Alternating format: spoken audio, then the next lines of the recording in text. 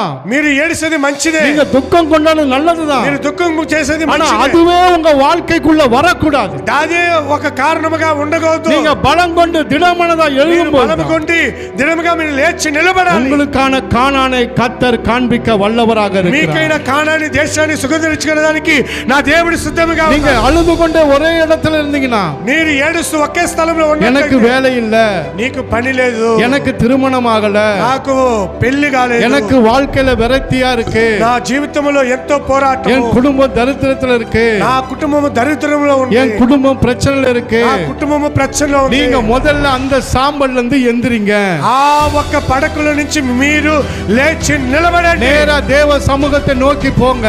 మీరు దేవుడు సముఖంలో కూర్చొని చూడండి. దేవుడిని మీరు చూడండి.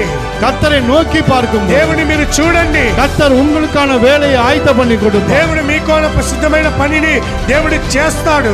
இது எப்படி ஐயா சாத்தியம்? நீங்க ఇది ఎట్లయ్యా సాధ్యమో మీరు అనుకో. சாத்தியமே, ఇదే సాధ్యమే. சாத்தியமே சொல்லுங்க. நடக்கும். ఇది నిజంగా జరగద్ది. அதுக்கு சாட்சி நான் தான். அதுக்கு సాక్షి నేనే. హల్లెలూయా. హల్లెలూయా.